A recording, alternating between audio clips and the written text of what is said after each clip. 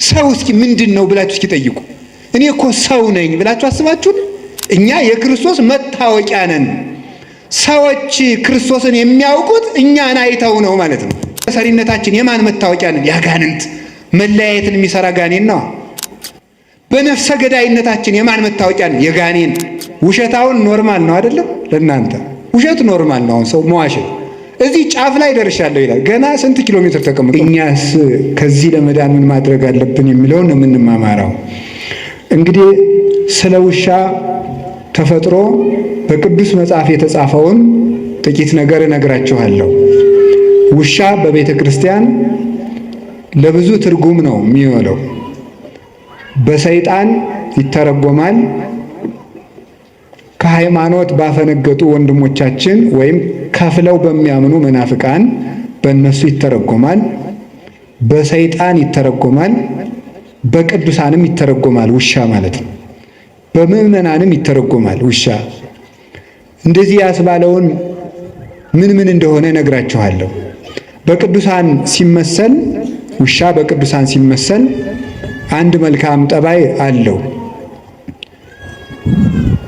ልሳነ ከለባቲከ ላይ ለጸላይቱ፣ የውሾችህ አንደበት በጠላቶችህ ላይ ነው ይላል ቅዱስ ዳዊት። የውሾችህ አንደበት በጠላቶችህ ላይ ነው ይላል። ውሾችህ የሚለው እግዚአብሔርን ነው። እግዚአብሔር ውሻ አለው እንዲህ ብሎ ሰው ያስባል። በእርግጥ የፈጠራቸው ውሾች ሁሉ የእግዚአብሔር ናቸው። እግዚአብሔር ከፍጥረት ወገን አክብሮ ያልፈጠረው የለም። ሁሉም ለተፈጠረበት ዓላማ መልካም ነው። አንዱ ግን ያንዱን ጠባይ ሲወስደው ግን መልካም አይደለም። ውሻ በራሱ ተፈጥሮና በራሱ ዓለም መልካም ፍጡር ነው። ሰው ግን የውሻን ጠባይ ሲወስደው ደግሞ ልክ አይደለም። ለምሳሌነት የሚሆነውን መልካሙን ግን እንወስደዋለን። የውሻ መልካም ጠባዩ ጌታውን ያውቃል፣ የጌታውን ቤተሰቦች ያውቃል፣ ንቁ ሆኖ ቤት ይጠብቃል፣ በመዓዛ የመለየት ጸጋ አለው። ውሻ ጠላትም አያስገባም። አዲስ አበባ ያሉት ውሾች ግን ለዚህ ምሳሌ አይመቹም። ጅላጅል ናቸው። ምንም ወዳጅም ጠላትም አይለዩም። የአዲስ አበባ ውሻ ዝም ብሎ ለጅልነት የተሰበሰበ ነው። እና እነዚህ ውሾች እነማን ናቸው ሲባል ቅዱሳን አባቶቻችን ነው። ውሾች የተባሉ በቅዱስ ዳዊት አነጋገር ሙሴና አሮን ናቸው። ውሻ የጌታውን ቤት ታምኖ እንደሚጠብቅ እነሱም የጌታቸው የእግዚአብሔርን ቤት ሳይመቻቸው የጠበቁ ናቸው።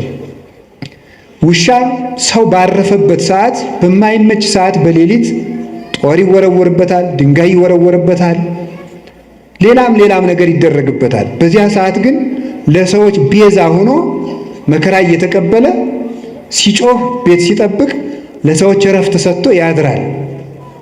ልክ እንደዚህ ሙሴ አሮን በማይመች አገር፣ በማይመች ቦታ፣ በማይመች ንጉሥ መሃል የማያምን ንጉሥ ብቻ አይደለም፣ የሚያምኑት ሲወለዱ ወንዝ የሚወረውር ጨካኝ ንጉሥ ባለበት ጊዜ የእግዚአብሔርን ብርሃን በሥጋቸውም በነፍሳቸውም ይዘው ለጨለመበት ሕዝብ ያበሩ የነበሩ ለጌታቸው የታመኑ ናቸው። በማያምንና ንጉሥ የንጉሥ ከባድነቱ አለማመኑ ብቻ አይደለም፣ እንዳያምኑ እንቅፋት ሲሆን ደግሞ ሌላ ችግር ነው። እንዳያምኑ እንቅፋት ከመሆን በላይ ደግሞ የሚያምኑትን የሚገድል ከሆነ ደግሞ ሌላ ችግር ይሆናል ማለት ነው። በዚህ መካከል ሃይማኖትን መጠበቅ ታማኝ ውሻ ያሰኛል። ውሻ መጀመሪያ ሲጮህ ለራሱ እየፈራ ነው የሚጮኸው። ታውቃላችሁ ይሄንን? ውሻ እኮ ቤት ለመጠበቅ ብሎ ጮህ አያውቅም። ውሻ የሚጮኸው ፈርቶ ነው የሚጮኸው። ለራሱ መጮህ ይጀምርና ለራሱ የጮኸው ለቤት ይሆናል። ቅዱሳን መጀመሪያ ተጋድሎ ሲጀምሩ ለራሳቸው ነው የሚጋደሉት። ወዮልኝ ለኔ ነፍሴ በእግዚአብሔር ፊት ስትቆሚ ምን ትመልሻለሽ? ቅድመ መኮንነ ጽድቅ እያፍሮ ለባይል በይንተ ብኢሉ፣ ባለጸጋውን ስለ ባለጸጋነቱ የማያፍር ድሃውን ድሃ ነህ ብሎ አይፈርድለትም፣ መልካም ከሰራ ብቻ ይፈርድለታልና። በዚያ ዳኛ ፊት በቆምሽ ጊዜ ምን ትመልሽለታለሽ እያሉ መጀመሪያ ለራሳቸው ይጋደላሉ። ለራሳቸው የሚጋደሉት ተጋድሎ እግዚአብሔር በእነሱ ላይ ካሰፈረው ብርሃን የተነሳ ለዓለም ሁሉ የሚተርፍ ይሆናል። እንዲህ ብሎ መድኃኒታችን እንደተናገረ ከማውቄ ይብራ ብርሃንክሙ በቅድመ ሰብእ፣ እንዲሁ ብርሃናችሁ በሰው ፊት ይብራ። ወያቱ ማይቶተ ከመ አንብርዋ ታሕተ ከፈር፣ ብርሃንን ወይም መቅረዝን ከታች እንቅብ ሊደፉባት አያበሯትም።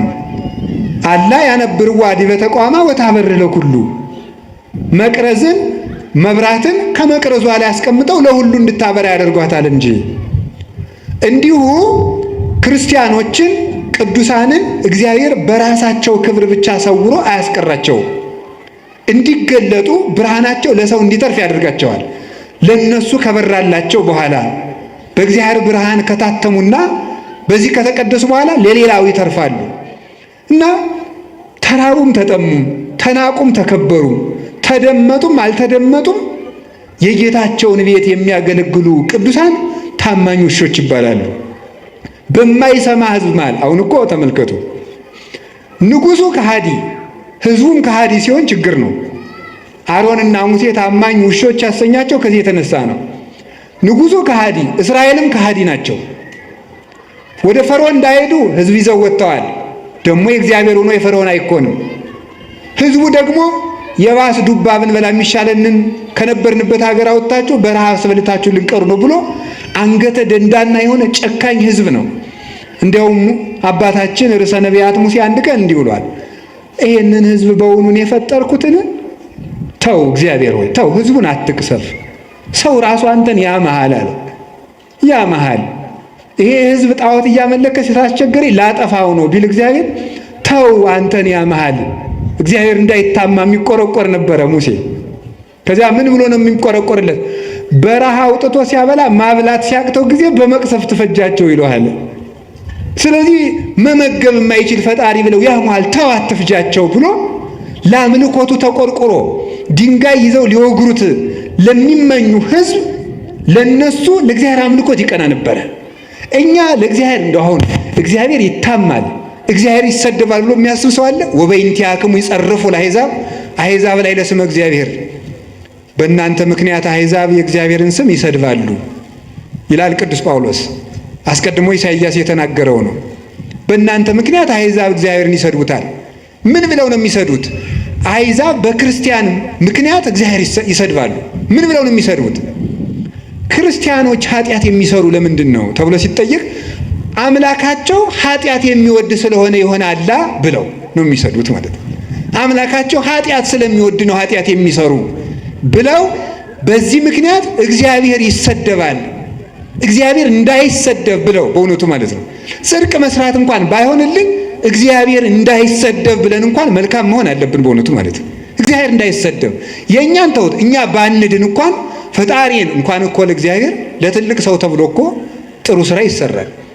እንዴት ከገሌ መሃል እንዲህ ይህን እናገራለሁ አታፍርም እንዴ ይባላል እኮ።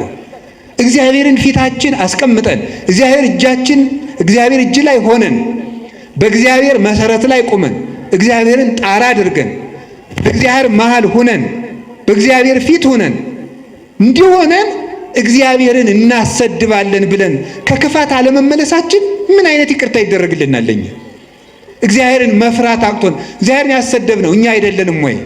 ያስደፈርን እኛ አይደለንም ወይ? ቤተክርስቲያንን ያስደፈርን እኛ አይደለንም ወይ? ምን አድርገን በሉኝ? ክፉ በመሆናችን ኃጢአታችን ከነሱ ከአሕዛብ ጋር እግዚአብሔርን ከማያመልኩ ሰዎች ጋር እኩል በመሆኑ እና ሳይመቸው ክርስቲያን የሚሆን እርሱ ታማኝ ውሻ ይባላል። ጌታውን የሚለይ እንጀራ የጣለለትን የሚለይ የጌታውን ቤተሰቦች የሚለይ እሱ ውሻ ይባላል። ታማኝ ውሻ ቤተሰቡን ሁሉ የሚያውቅ። አሁን እዚህ ውስጥ አስነስቼ ብጠይቅ ሃይማኖቱን የሚናገር ምእመን አገኛለሁ ብዬ አላስብም። እርግጠኛ ነው የምሆነው በእናንተ በእውነት ማለት ነው። እንዲሁ ለእናንተ መብቃት አያስፈልገኝም፣ እናንተን ስለማውቃችሁ ማለት ነው። ከዚህ ውስጥ ሃይማኖታችሁ ምንድን ነው ሲበብት ብዬ ተዋሂዶ ምንድን ነው አናውቀው። እንዲሁ እኮ አሁንም እንዲህ ይገርማችኋል። የማያውቅ ሰው ማወቅም የማይፈልግ ሰው ከእንዲህ ያለ በሽተኛ እግዚአብሔር ይሰውራችሁ። ታሞ መድኃኒትም መዋጥ የማይፈልግ ከዚህ በላይ ችግር አለን? እማናውቅ ለማወቅም ፈቃደኞች ያይደለን ደግሞ ድንቁርናችን ይዘን የምንመጻደቅ ተመጻዳቂዎች ለሁሉም ነገር። የዚህ ዘመን ሰውን የሚያስደንቀኝ በመሰላችሁ አንድ ለሁሉም ነገር እውቀት አለው። ምን ማለት ነው? ለሁሉም ሰው ፖለቲካም ይናገራል፣ ሊቅ ነው። በዚያም ቤተክርስቲያን ላይ ይናገራል፣ በዚያም ሊቅ ነው። የማያውቀው እውቀት የለውም። ስለዚህ ሁሉንም አያውቅም ማለት ነው። ሁሉንም ስለማያውቅ ሁሉንም አያውቅ። እንዴት ሰው ሁሉን ሊያውቅ ይችላል? እንዴት ሰው ሁሉ ቦታ ሊቅ ይሆናል? ሁሉም ቦታ እጃችሁን ታወጣላችሁ። ሁሉም ቦታ ሲኖዶስን ለመተቸትም ሊቅ ናችሁ። ጳጳሳትን ለመተቸትም ሊቅ ናችሁ። የገዳም ስርዓትም ታውቃላችሁ። ስርዓተ ካህናት ታውቃላችሁ። የዲቁናን ጠባይም ታውቃላችሁ። ስርዓተ መንግስት ታውቃላችሁ። እኔ የዚህ ዘመን ሰው የማያውቀው ሰው አለን? የማያውቀው ነገር በጣም ሊቅ ናችሁ ማለት ነው። እኔ እውነቴን ነው የምነግራችሁ። ከእንዲህ ያለ ሁሉን አዋቂነት መመለስ አለብን በእውነቱ ማለት ነው። ድንቁርና በእውነቱ ቤት ሰርቶብን ያለን። ድሮ ጥበብ ቤቷን ሰራች ነበር የሚባለው። አሁንም ቤተ ክርስቲያን ትለዋለች። እኛ ላይ ግን ድንቁርና ነው ቤቷን የሰራች፣ ብዙ ምሰሶዎችን ያቆመችው። በዚያም ደግሞ እየተመጻደቅን የምንኖር ጌታውን የማያውቅ ውሻ፣ ቤተሰቡን የማያውቅ ስለ ቅዱሳን አባቶቻችን እውቀት የሌለን፣ ስለ ታሪክ እውቀት የሌለን፣ ስለ ሃይማኖት እውቀት የሌለን፣ ስለ ዘመኑም እውቀት የሌለን፣ ስለ ራሳችንም እውቀት የሌለን ሰው ከዚህ ሁሉ እንዴት የእውቀት ድንግልና ይኖረዋል? ሰው እኮ ሃይማኖቱን ማወቅ አለበት። አንድ ቤተ ክርስቲያኑን ማወቅ አለበት። ሁለት ታሪኩን ማወቅ አለበት። ዘመኑን ማወቅ አለበት። ራሱን ማወቅ አለበት። ሰው ምን ማለት እንደሆነ ብናውቅ ኑሮ እውነት በማይረባ ልክስክስ ነገር ታስረን እንኖር ነበረ? ሰው እስኪ ምንድን ነው ብላችሁ እስኪ ጠይቁ። እኔ እኮ ሰው ነኝ ብላችሁ አስባችሁን? እኔ ጅብ አይደለሁም፣ እኔ ውሻ አይደለሁም፣ እኔ አይጥ አይደለሁም አትሉም እንዴ? ያገኘውን የሚበላ እኮ አይጥ ነው። ዝም ብሎ ሳይመርጥ የሚበላ ጊዜም ሰዓትም የማይመርጥ። እኛ ውሻ አይደለንም፣ እኛ እባቦች አይደለንም፣ እኛ ነምር አይደለንም፣ እኛ ጭልፊት አይደለንም አትሉም? ከላይ ሆኖ የሚነጥቃል ይሄ ጭልፊት፣ ከላይ ሆኖ መንጠቅ። እንደዚህ ያለ ሁሉ ነፃ መሆን የምንችለው ውሻነታችንን መልካም ስናደርገው ነው። ታማኝ ውሻ እንድንሆን አምላከ ቅዱሳን ይርዳን። ውሻ ቤተሰቡን የሚያውቀው በመዓዛው ነው። ጌታ በቅዱስ ጳውሎስ አድሮ እንደተናገረ እንዲህ ይላል፣ ንሕነሰ መዓዛሁ ለክርስቶስ ንሕነ አለ ቅዱስ ጳውሎስ። እኛ የክርስቶስ መዓዛ ነን። እስኪ በሉ እኛ የማን መዓዛ ነን? ምን ማለት መሰላችሁ? ሊቃውንቱ ሲተረጉም ልብስ በመዓዛው ይታወቃል። የዛሬ ልብስ እንኳን ብዙ አይታወቅም። ለዚህ ምሳሌ የምንመች የገጠር ልጆች ነን። የገጠር ልጆች እናትና አባቶቻችን ሽቱ ስለማይረጩ የእናታችን ወዝም የአባታችን ወዝም እናውቃለን። ይሄ የአባባ ጋቢ ነው፣ ይሄ የማማ ጋቢ ነው። የከተማ ሰው ግን ሁሉም ሽቱ ስለሚረጭ አይታወቅም የማን ወዝ እንደሆነ ማለት ነው። ልብሱም አይታወቅም። ይሄን እንኳን ችግር የለውም፣ ኃጢአታቸው አይደለም። ይሄ ዘመን አሰልጥኖላችሁ ነው ማለት ነው። እኛ ግን የአባታችን ወዝ ምን እንደሆነ እናውቀዋለን። ሲቆፍር ያፈሰሰው ወዙ የማማን ወዝ እናውቀዋለን። ስትጋግር የኩበቱ ጢስ በሱ እናውቀዋለን። ይሄ የእናቴ ጋቢ ነው እንላለን ማለት ነው። ከዛ ሊቃውንቱ በዚህ ነው የተረጎሙት። ይሄ ይትባህል ካልገባን መጽሐፉም አይገባን። ምንድነው መዓዛ? የክርስቶስ መዓዛ ነን። ልብስ በመዓዛው እንዲታወቅ እኛም የክርስቶስ መታወቂያ ነን ማለት ነው ይላሉ። እኛ የክርስቶስ መታወቂያ ነን። ሰዎች ክርስቶስን የሚያውቁት እኛን አይተው ነው ማለት ነው። እኛን አይተው ክርስቶስን ያውቁታል። በሞቴ የማን መታወቂያ ናችሁ እናንተ? ኧረ በሞቴ ተዋርፋችሁ ቁጭ በሉ። እንዴት ደፋሮች ናችሁ እናንተ! የክርስቶስ ትላላችሁ። አሁን እናንተ የክርስቶስ መታወቂያ ናችሁ። በዘፈናችሁ ነው የክርስቶስ መታወቂያ የምትሆኑት። በግርግራችሁ በተሳዳቢነታችሁ ነው የክርስቶስ የምትሆኑ። በእንቅልፋምነታችሁ በሆዳምነታችሁ ነው። ዛሬ ሰውዬ ሊሳደብ ነው የመጣ። እኔ ብትሉ ምን ጨነቀኝ፣ ነፍሳችሁ ትዳን እንጂ። ስለዚህ የማን መታወቂያ ነኝ? ሰው እኔን አይቶ ማንን የሚያየው? እኔን አይቶ ጋኔንን ነው የሚያይ ክርስቶስን። በውሸታችን የማን መታወቂያ ነው? ያጋንንት። ውሸት የጋኔን ነው። በነገረ ሰሪነታችን የማን መታወቂያ ነው? ያጋንንት። መለያየትን የሚሰራ ጋኔን ነው። በነፍሰ ገዳይነታችን የማን መታወቂያ ነው? የጋኔን። እስመ ምትካት ቀታሌ ነፍሰ ሰብ ውእቱ። ሐሰትን አመንጭቶ ዛሬ እኮ ምንድነው የከተማ ሰው ኃጢአትን ሲያቻችል ምንድነው የሚለው? ኖርማል ነው የሚለው አይደለም። ኃጢአትን በደንብ ሊሰራ ሲፈልግ ኖርማል ነው የሚለው ማለት ነው። አረ ኖርማል አይደለም። እንዴት ኃጢአት ኖርማል ይሆናል? ውሸታውን ኖርማል ነው አይደለም? ለእናንተ ውሸት ኖርማል ነው። አሁን ሰው መዋሸት እዚህ ጫፍ ላይ ደርሻለሁ ይላል። ገና ስንት ኪሎ ሜትር ተቀምጦ ማለት ነው። እንዴት ውሸትን ትለምዳል? እግዚአብሔር እውነት ነው በሉ እስኪ በሉ ጨምሩ። ሐሰት የማን ነው? የሰይጣን በሉ እንጂ። የሚዋሽ ሰው የማን መታወቂያ ነው? ከዚህ በኋላ ብትዋሹ የማን መታወቂያ ናቸው? በቃ ሰይጣንን መምሰል የምትፈልጉ የሰይጣን መታወቂያ ይታተምላችኋል። ዋሹ። ክርስቶስን መምሰል ከፈልጋችሁ እውነተኞቹ ነው። በየትኛውም ነገር አትዋሹ። ለምን ዛሬ አትሞቱም? ውሸት መቆም አለበት። ይህ የኛ ማዛ አይደለም። ሁለንተናችን፣ አነጋገራችን፣ አመጋገባችን፣ አረማመዳችን፣ አለባበሳችን ማንን ያሳያል? እንዲሁ በሞት የለም። ወንዶችም ሴቶችም ዝም ብላችሁ አባ ቄስ ይሄ ልብስ ኃጢአት ነው ጽድቅ ነው የሚለው ተው ዝም ብላችሁ። ይሄ ልብስ የማን መታወቂያ ነው ማለት ነው። አሁን ሴት ሱሪ ብትለብስ ኃጢአት ነው ጽድቅ ነው ከማለት ይልቅ ሴት ሱሪ ስትለብስ ማን ነው የምታሳየን? ነው ክርስቶስን ነው የምታሳየን? ድንግል ማርያም ነው የምታሳየን? ነው ማን ነው የምታሳየን? እውነት ይሄ ነገር ክርስቶስን ያሳያል ወይ ብላችሁ አስቡና ያሳያል ካላችሁ ልበሱት። ህሊናችሁ ተፈጥሮ አያስተምራችሁም? ምን አለ ቅዱስ ጳውሎስ? ተፈጥሮ አያስተምራችሁም? ምን በተፈጥሮ አትማሩም ወይ? ማን ምን መልበስ እንዳለባችሁ እንዴ ሱሪ አትልበስ የሚል ምን መጽሐፍ ቅዱስ አለ? ኦሪት ዘዳግም ያለውም እኮ ወንድ የሴትን ሴት የወንድን አይልበስ ነው የሚል እንጂ ሱሪ የወንድ ነው የሚል ግን የለም ይላል። በመልከቱ ለክፋትማ ለከይሰ ጠቢባን ሙንቱ ለተንኮል ይራቀቃሉ አለ ኢሳይያስ። ለተንኮል ሊቅ ናቸው አለ በእውነቱ ማለት ነው። ግን ተፈጥሮ አያስተምራችሁም ወይ?